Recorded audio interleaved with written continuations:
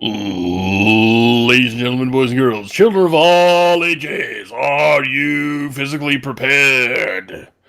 That doesn't matter because if you're not emotionally prepared, you're fucked. I I was am gonna say Byron. this is more of an emotional thing than a physical thing. I'm getting to that! Oh wait, I already did. Interrupting cow says moo. I am Byron. With me as always is James Thompson. Mike. Which James Thompson we talking about? The MMA guy or the race car driver? I'm not telling you. Because if it's the race car driver, I'm down with that. Because he's the Zen dude who tells people to fuck off when they interrupt his meditation. What if I told you that it was the highlight player? Oh, that would be probably all the most interesting. All conflicted. Very conflicted. We are here to bring you what could potentially be the shortest version of our podcast yet. We have virtually given up on MMA. Fucking. Well, we've virtually given up on that too. Yeah. So it's almost 9 p.m. my time. I've been drinking for, I'm gonna say, 6 hours now. And Meodred's finally decided he wants to do the podcast. I had racing to do. I had UFC to watch. I don't regret watching the UFC. Although, did you watch the Content Fighter now? It was on. I was dicking around with my Minecraft server helping Braden out. I looked at the results, and I'm pretty certain I don't want to watch it. I remember Condit being on way more offense than you think he should have been for whatever result came out. And then he just lost. So, yeah, don't watch it. See, I'm actually kind of okay with that. I would be more disappointed if he just got fucked.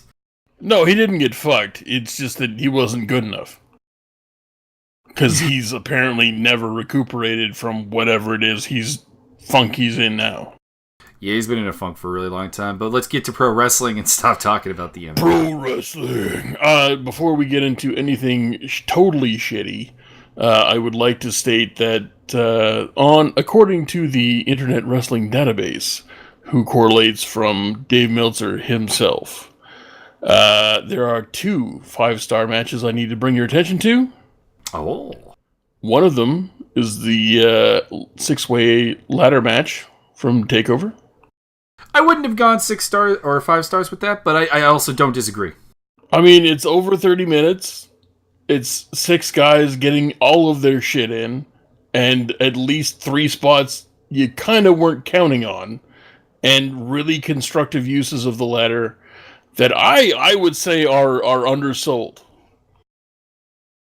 I would agree. No, I think it was really good. It's just I've always had a hard time giving 5 stars to matches that are gimmick in nature. Yeah, but I don't have a problem with it in this case because there was at least 3 spots where they did really creative, and I can see where you're coming from because yeah, I guess they did the bridging spot too many times, probably question mark. Oh no, but I was happy with the number of bridging spots. I just would have let them breathe a little more. Space it out a little bit more, and you probably have a better match. To me, that's obviously it was still great either way. So I could see that, but it's over 30 minutes, 6 guys, 3 major league spots with some spots that, depending on how you feel about it, might qualify for that as well. And I don't really particularly have a problem with that being 5 stars. And you may recall, I asked if the over-under was 1.5 5-star matches for TakeOver, and you said way under because you're a horrible person. I didn't say way under. I thought there would be 1. So I went under, but... I'm trying to submarine you. It's okay. Second 5-star match. Johnny Gargamel versus Tommaso Ciampa. 5 stars. Perfectly fine with that. Yeah. I believe I gave it 4 3/4, not quite the 5. But if you want to get that 5, I have absolutely no reservations about it. Yeah, dude, that was all of the things that were good. For an unsanctioned, non-regulated match, they used surprisingly few weapons and emotionally hit every mark there was to hit, including the payoff at the end with the Lecter lock. Yes. Lecter Lock OP. Yeah, no, that one I have absolutely no problem. No reservations about that being a 5-star match. No reservations. Shall we get into 205 and NXT, which are the only two shows we're doing this week? That is true, yeah. I did peruse the... well, I think both of us, we perused the Raw and the SmackDown. And from Raw, you had an epic promo from Joe. And from SmackDown, you had an epic match. Not epic, but it was a damn good match between Styles and Bryan. Duh. Interrupted by... how could you fuck that up? Trust me, Vince can. Trust me, Vince can. And then a really, really good DQ spot from Nakamura, who is an actual 100% foreign heel. Holy fuck. Imagine what you can do with somebody who's a goddamn professional, Vince. You goddamn moron. And that's pretty much, that's the wobbly bee. That's 5 hours of programming into me talking about it for 2.5 minutes. I guess I'll just quickly list the call-ups. Ember Moon joined Raw. She teamed with Nia Jax. They got a win. The Iconic Duo came up. They're just the Iconics now. They're going to suck. And I will AOP. be referring to them as the Two-Conics or possibly the Colonics. Ooh, I like that. The Colonics. There we go. And AOP came up and, not surprisingly, but I suppose interestingly, turned their backs on Paul Ellering. So. Yeah, somebody commented, I know that Vince hates managers because they can't wrestle or aren't going to wrestle. So Vince will do everything he can to destroy. If you thought Vince went out of his way to destroy things that would make him lots of money, Vince will go out of his way to crush foundation stones on buildings that may be turning into banks in the future, i.e. managers, valets, etc. It's particularly bad because the lack of managers is what also led to the crushing of the women's division for so long, because you had women who would have been valets and probably would have been perfectly fine for it, just perfectly fine eye candy, ending up as wrestlers because, you got to wrestle because we don't do managers. Yeah, so Vince was going to go out of his way to absolutely destroy everything that could possibly make him money, including foundation stones of buildings that end up being banks. The flip side of that is apparently Paul, being the age that he is, doesn't want to travel. That was always the statement, is that Ellering will probably still be involved in NXT and may be given a new team to groom. Perhaps we will get into that at the end of NXT. Perhaps. Perhaps. It's definitely a candidate. Bottom line is, they're missing a lot of money, and it's just Vince fucking pissing away money. So that brings us into 205 Live, because we've just recapped Raw and SmackDown. Fucking garbage. We are not even 9 minutes into this video, and we have recapped 5 hours of TV. So, the opening match was Kalisto versus Tozawa, who are, again, as restated, I think, 3 weeks ago. These are the two guys that are the coolest between Noodle Bar and the Lucha Taco Party. Taco Truck. Taco Truck. So therefore, we must make them wrestle a lot because they have the least animosity. Therefore, we will get no heat. Therefore, keep doing it. Well, it's kind of the weird thing is that they tried to give them heat in the four-way, and they've tried to give them heat since. But the thing is they haven't told a story about why that heat is there. They went from those two being the cool ones and like Hitami being the asshole and Gran Metalik and Lince Dorado being angry at Itami and all that heat. And then they just kind of... It's like they forgot which luchadors and which Japanese guy they gave the heat to. Because there isn't... Tozawa and Kalisto are actually doing a reasonably good job of communicating there is heat, but they're not communicating in any way why there is heat. Exactly. So this match involved a shit ton of rest holds, a shit ton of handstand Rana bullshit that doesn't fucking work. The entire match was booked 50-50. And I mean 50-50. If you saw Kalisto hit a move, Tozawa would shake that off and hit his move. And then Kalisto would shake that off and hit his move. And then Tozawa would shake that off and hit his move. And the entire match was some 50-50 bullshit. And the end result was that the crowd was entirely fucking dead. Kalisto eventually hit a top rope C4, aka Spanish Fly. Sexual assault, not drawing a fine line under that at all.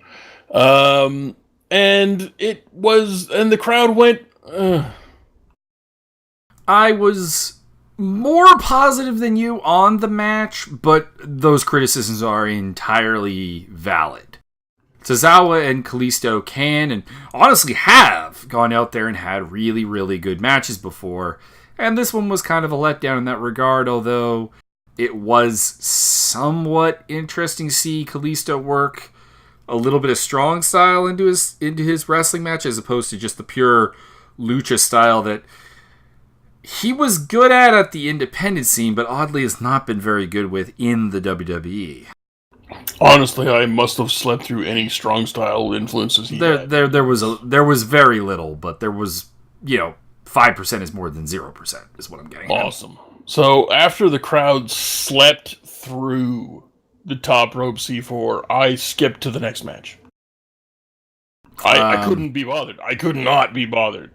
The only thing you missed was Mandrews and Tony Nese had a bit of a backstage thing that I'm a little confused on, because Tony Nese comes in and he's coming off as a heel for a good half of this. Kind of put if anyone deserves vengeance, it's me, and he's being kind of heel, and then suddenly just tells Andrews to go kick Gulak's ass, and he's face now, and I'm fine with that was kind of poorly down. No, I'm good with him being face. I think he has to be face. He was savagely beat up by Gulak. His friend turned his back on him, and if Gulak is going to be the heel, your options were either Gulak was going to go kind of face off of this and have kind of awakening, and then Nese would be the jealous, angry heel that he got attacked, or Nese becomes the face, which made a lot more sense because he's the victim. And I don't know, it's just this promo was weird. Where we got to, I'm perfectly happy with. Just kind of odd execution on getting there. Yeah, I didn't even know there was a promo. I literally just skipped until the next match started. Let's see what happened. We had Gulk versus Mandrews, which is how I have it written down. I'm fine with that. There were 1,000 arm drags, followed by an enormous amount of very orchestrated wait for your opponent to do a thing so that you can help him do a thing, and then the match would eventually continue. And I skipped the whole rest of it. It was a bunch of crap. And then eventually your boy Anthony Nice came out and did his, I guess, reinforcement of face turn that I wasn't aware that there was a promo before that. And then it was over because, Jesus, I don't know what Andrew's problem is, but cut him now. He's garbage. His matches with other people have been better. Tremendous. Cut him anyway. But yeah, this match was not very good. It was the best match Andrews and Gulak have had, and to be clear, that is an indictment of their prior contest. I want to make that very clear. My problem is that when you get hired to the most popular and widespread wrestling organization in the world, if you can't have an excellent match with everybody, you should be fired. And that's the end of the story. I realize that would mean that the vast majority of their talent pool would not be employed there anymore. And I don't blame it all on the talent pool. I blame at least 60% of that on the booking crew.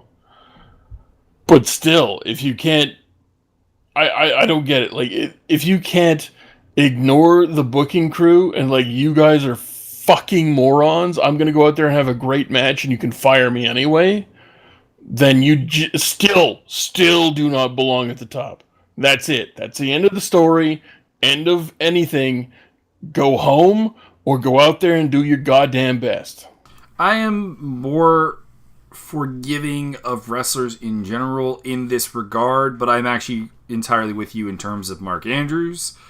My reasoning for this is that if you don't go out there and have very good matches and you're Mark Andrews and you're a small guy and you're not going to be given a particularly large amount of mic time, you are not the guy Vince McMahon tends to pay money to.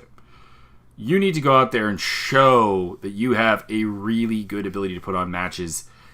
And he hasn't. He's had a lukewarm match with Tozawa, and now I believe 2 pretty bad matches with Drew Gulak. His match with Tony Nese was pretty good, actually.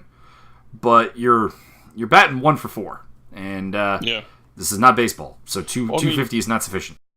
I mean, you and I had a conversation earlier in the evening between, like, and I was mostly the conversationalist here, but I was expounding my concept / belief of the difference between a great martial artist and a fighter, or even a great fighter.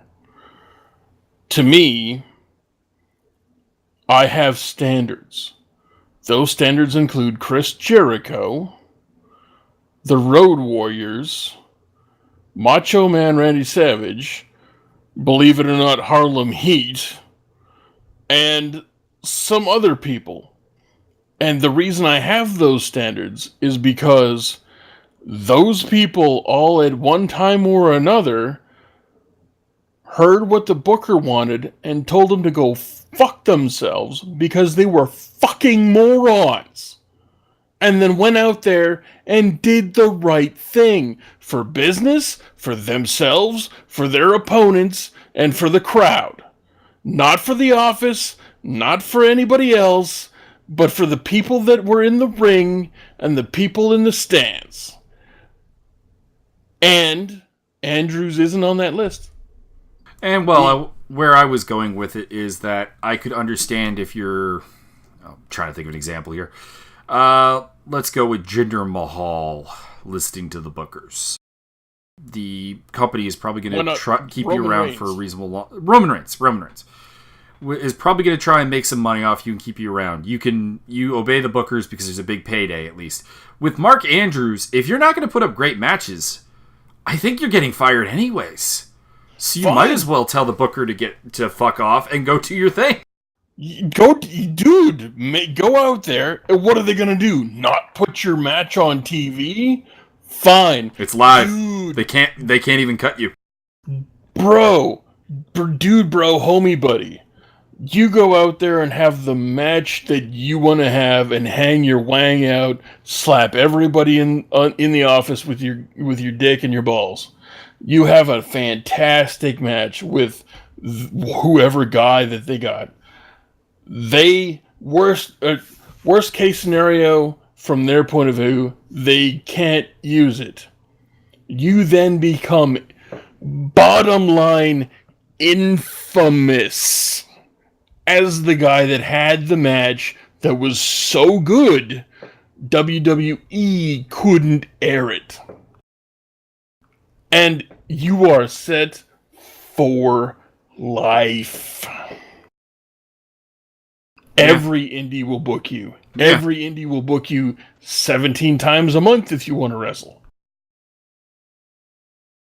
And if they fire you on the spot, holy shit, the gasoline thrown on that fire makes the Dark Knight Rises look like a tiny, tiny match head. I literally don't see the downside here. No, I don't either. I think like I said, from a financial point of view, Mark Andrews, if these are the matches you're going to have, you're not going to be with the company very long. No, so and you might as well you might as well go out there, have a, let's go 3.5 basement match to 5 stars, and make yourself a name off of it, because this is not going anywhere. It's not. Mean, if we're gonna draw some, if I can draw some parallels here, you've got let's equivocate this to the pop punk scene, which Mandrews seems to suck all of the dick towards. So if, let's just say, who would be the John Cena? Pop punk, yeah? Yeah, more or less. John Cena, pop punk. John Cena would be like perhaps even the Green Day of pop punk, yeah? I would say that is fair to say.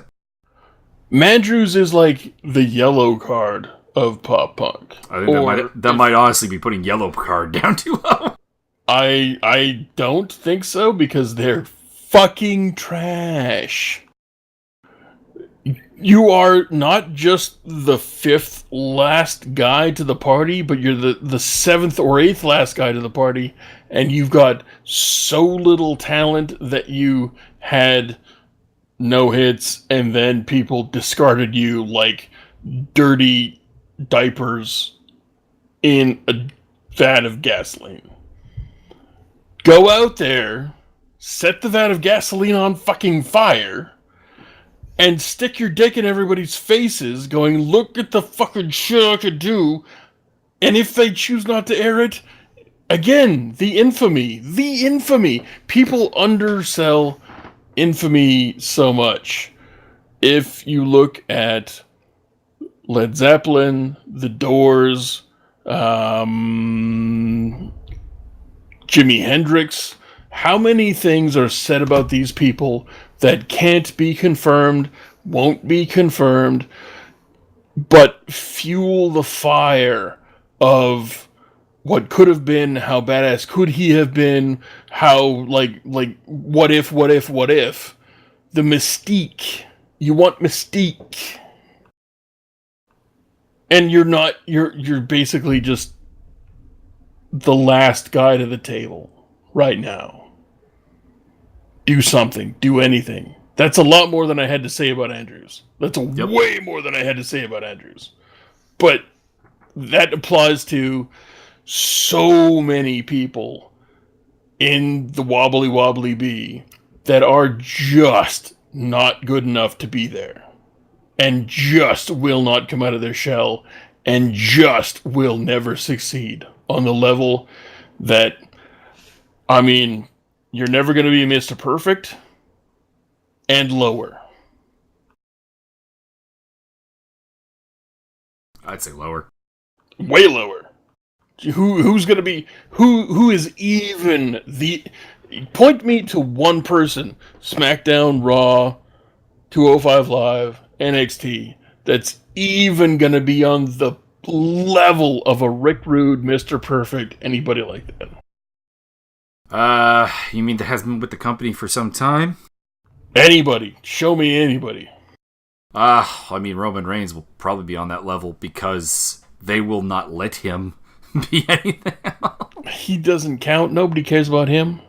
Daniel Bryan, AJ Styles, and maybe Nakamura. Although personally, I see Nakamura going back to Japan at some point. All right. Well, yeah, totally. Them in the club and fucking Finn Balor.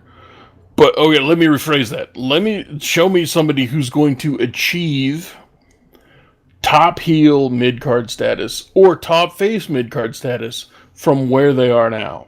Not main eventers, not U.S. title, Intercontinental title, and up. Who's going to get there from where they are now to that point? Top face, top heel, mid-card, way upper mid-card, almost like Dolph Ziggler status. Your best bet is probably Chad Gable. That's probably accurate. Chad Gable or Jordan. I think Jordan may be fucked just irreparably, but we'll see. So we will see. I don't think so. That guy. I think people are underselling his charisma. It's just that no. It has nothing to do with him. I think Jason Jordan has a tremendous amount of charisma. He's a good worker, even if his matches tend to blend together a little bit, which I'm hoping will stop with time. and getting, more experience and more ability in the ring. I just think that the way they booked him and the tendency of the WWE not to give up on something when they should is going to book him 6 feet under. I mean, you're probably not wrong at all, and that would play into that. Like, who's got the fucking backbone? Who's got the balls? Who's got the intestinal fortitude if you don't physically have the balls? I'm not, trying to undersell the women here. Like, who is it? Who's going to step up? Who's got the technical proficiency? Who's got the storytelling? Who's got the anything? Who's got the charisma? I've been generally disappointed that more of the male wrestlers and the women, I'm kind of watching to see how Emma's journey through the independents goes before I really... But realistically, the men have had this idea that sold to them, Cody Rhodes can go away, other people have gone away, and they can do very, very well. Yeah. And the door is there, and I think a lot of people are just being wasted in WWE. With poor booking and poor matches. And that's not even... Like, there's always going to be some people who are wasted in WWE. Large roster, you have to have kind of that bottom end. And largely, those are going to be okay workers. So they're they can be more. But you would think that those guys would kind of refresh themselves over time. Like, they would leave and a new guy would take the spot. But it's not really happening. Vince wants to ejaculate constantly. Vince does not want anything that could be considered anything except for the ultimate cum shot at every single moment. There will be no build-up. There will be no lingering caresses. There will be no... Oh, no, I meant that those people would just leave and go do independent things. They can't. And that's can. Part of... They can. Nope, they can't. They're stuck. They're mentally... I'm not saying that they legally or physically or whatever can't. I'm saying that the people that they have on staff now can't.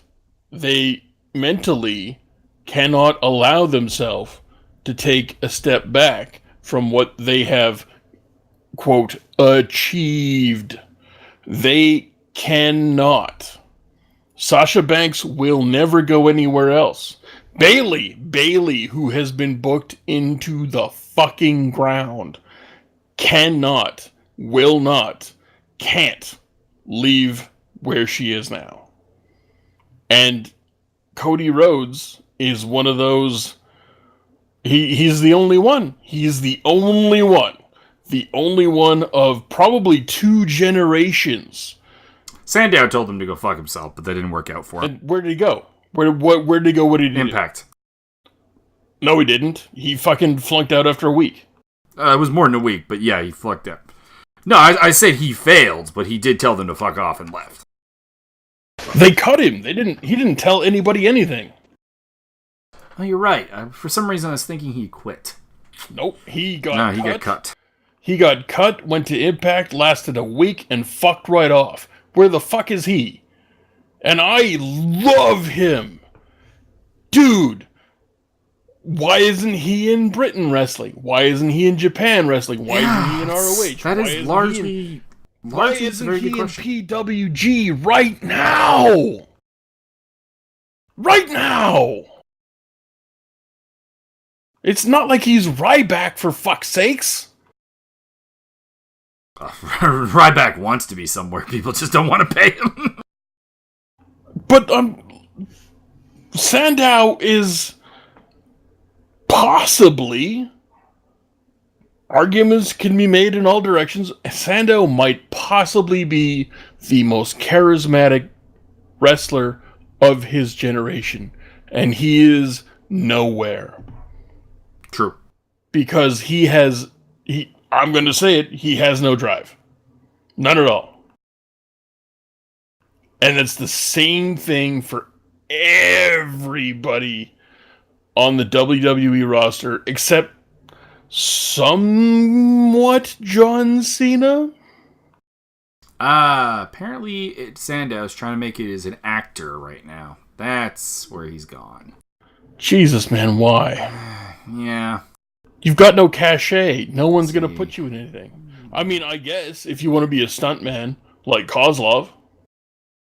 Let's see. IMDb. What do we got? What has he got?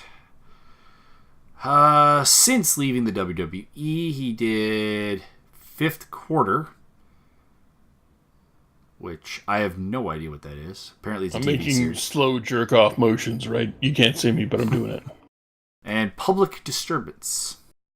Well, no, I slowed down. I slowed down my jerk-off motions. So that's not gone particularly well. Correct. To finish off 205 Live, Kendrick is back. Cedric said some stuff. Ali came out, which I skipped because I don't need these two fuck jobs making breathy whispers at each other, going heart, soul. Yeah, I'm not really digging it. Yeah, I don't need that. Like, it's not my thing. If it's your thing, please, by all means, tune in. It's just not mine. And then your boy Murph came out, horribly botched his own finisher for the second week in a row. What the fuck? Cut this guy immediately. That's it. Cut him. Cut. Gone. Thank you. Out of here. Won't happen. Or, I mean, if you're Vince, promote him to fucking Raw. His penis is in the right hole. Correct. NXT, Kairi Sane beat Lacey Evans in a garbage match. I thought the first about 90 seconds actually were pretty decent, and then it went off a cliff. Yeah, it was so bad. I didn't mark out for the sliding D at all. I never thought that would happen in my entire life. B, her elbow drop was sweet relief after a fresh hell. There were about 17 hours of recaps and promos, and then Heavy Machinery wrestling the Greasy Fuckboys, who came out looking scared like their mother was going to kick them in the fucking dick, and then War Machine interrupted at the end. I think they were going with...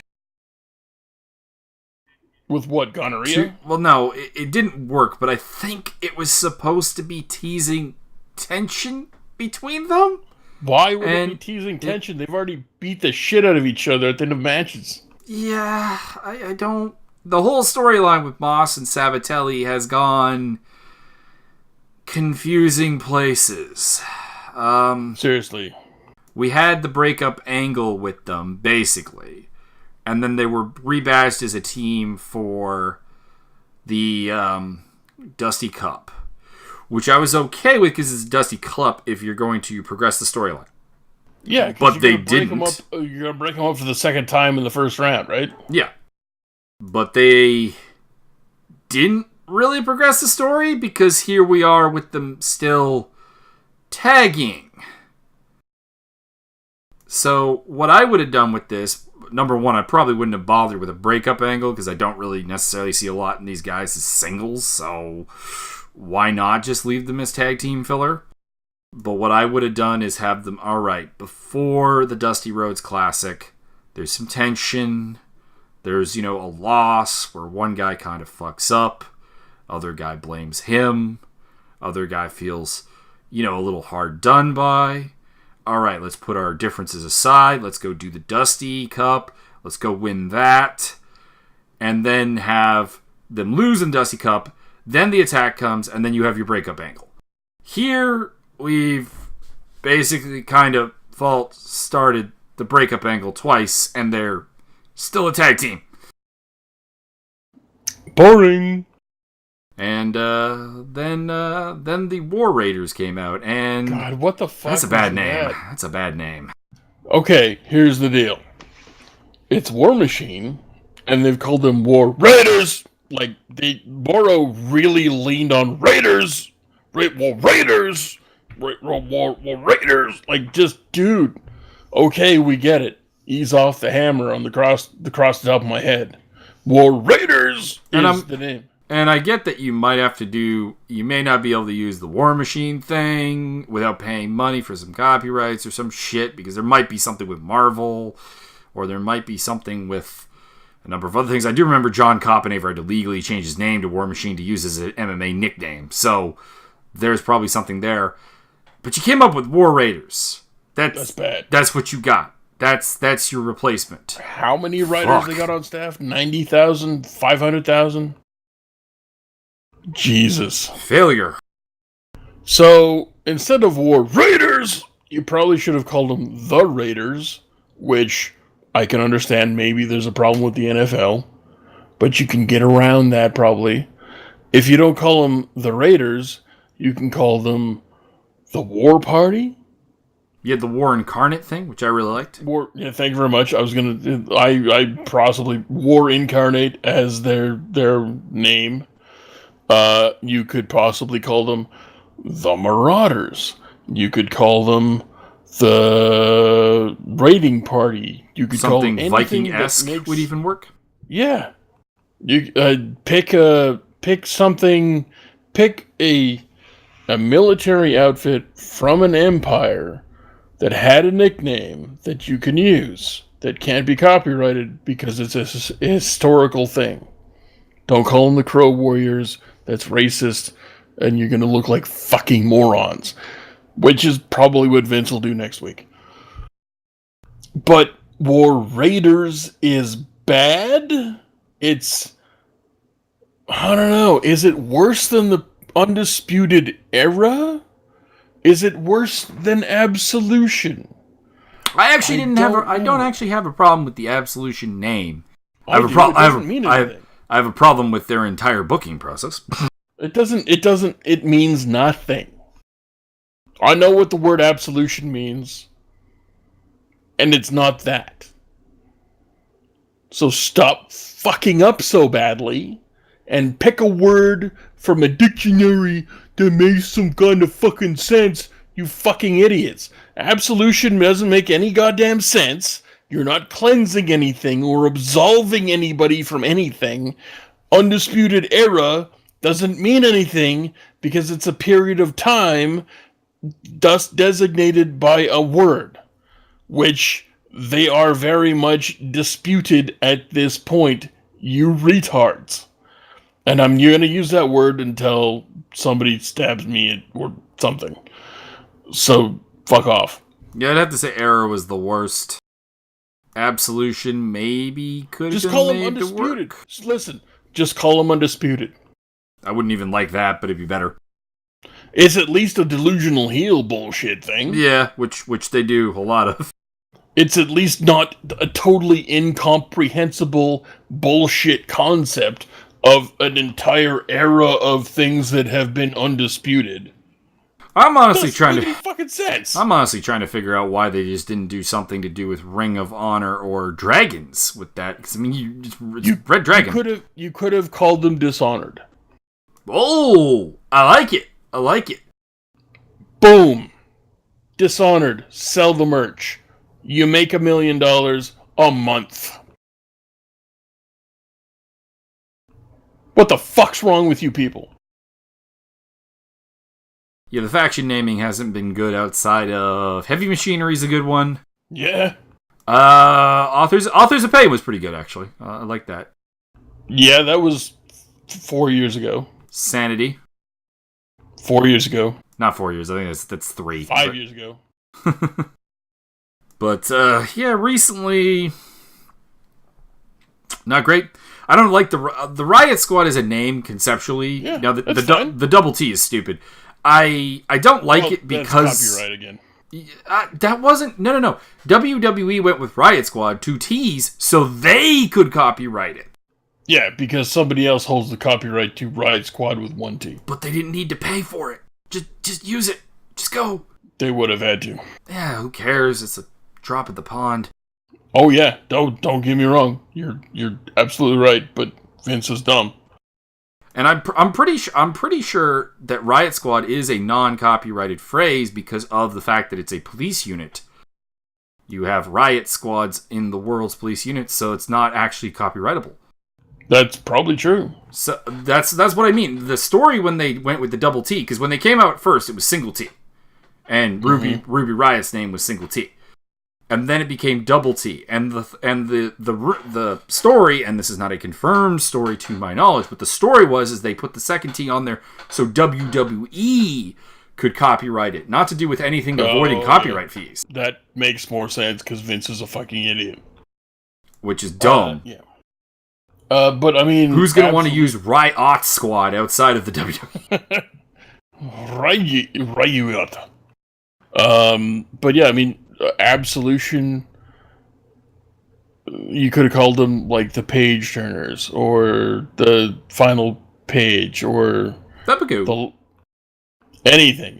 These are the same fucking morons that haven't given Nia Jax a finisher called Annihilation or the Annihilator or anything like that. Devastation. I prefer Devastation. You would, racist. That has nothing to do with race. I know, that's the joke. But I mean, these fucking who works there? What kind of morons can't use simple linguistics to figure out things that will sell well? Like, seriously. It's incomprehensible to me. I don't get it. Alright, well... I seriously don't understand. I think that's all we got here. We're excited for War Machine in WWE. Just don't announce their name. Just don't announce. Just leave it at War. Just let us fill the rest in. Yeah. There you go. Listen. Let them be War, and somebody pay some fucking money and get War, the song, as their fucking theme song. What is it good for? Absolutely nothing. Whoopee cushion. So, plans for the podcast, because we're not watching Raw and SmackDown anymore. Well, we'll flip through it and give you some highlights. But what was going on in Impact this week, sir? Impact was pretty bad this week. I enjoyed the Demon's Dance, Taya Valkyrie versus Rosemary. That was good.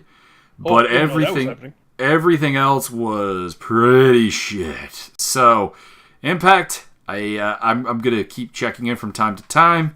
Maybe we'll add them to the show, but not right now. Not right now. Fair enough. I would like to watch ROH, but I just can't find it. Like, it's not available anywhere. Yeah, watching ROH in Canada has been exceptionally difficult without going to illegal means. I'm willing to do it, but I can't even find those, for fuck's sake. I can find that, but I feel like slightly bad doing a podcast about something that I'm, illegally grabbing. Dirty. I like that. So we'll have the New Japan stuff, obviously. We'll have Lucha Underground when it's back on. We may throw some other independents in. For example, next Cage of Death. We're totally reviewing that. When's that happening? I don't know the exact date. Let's see here. CZW, Cage of Death. CZW. I'm going to keep going. CZW. Filled up time. CZW. Okay, I've got it. Don't worry. Okay, Cage of Death 19 is the most recent one that was on December 9th, so we're looking at December of this year. Oh, I can't wait a whole year. We'll be that. Well, it's a once-a-year thing. I understand that. And I will have to go back. I was actually going to watch the last one. I just didn't get around to it. Yep. So, yeah, a lot of Japanese wrestling. We're going to keep up with NXT and 205. Although 205 Live isn't a... Road to Dontaku happened. Day one was yesterday? We have not watched the New Japan Cup. We have not watched Sakura Genesis. I haven't watched it anyway. I watched the New Japan Cup. Racist. But I have not seen Sakura Genesis. Well, there you go. I heard that there's things that are exciting, but I may or may not have spoiled them by watching Being the Elite. It's New Japan. We can have fun with it even if it is spoiled. New Japan. I mean, we had great fun making fun of Hangman Page and Jay White, and we knew Jay White was going to win. That's true, yeah. So, there's definitely potential there. So that's that is our plans for the near future. If you want a Raw fix and a SmackDown fix, sorry, we're not gonna provide it to you. It was becoming torturously painful. I refuse to dignify Rodney the Viper with any more anything. Listen. 45 or nothing. Listen, if you've got the most over gimmick you've had since you pissed Bailey down the stream, and you're putting Jinder Mahal and Rodney the Viper in your fucking US title scene, you could suck 1,000 horribly infected genitalia of any description from any beast or man or woman. Anything you find distasteful, you can swallow it whole, and I hope you get herpes on your tonsils. You stupid fucks. You're done. That's it. That's over. We're signing off. You people have a good week. And Mio Dread wishes you large genitalia. Oh. Okay.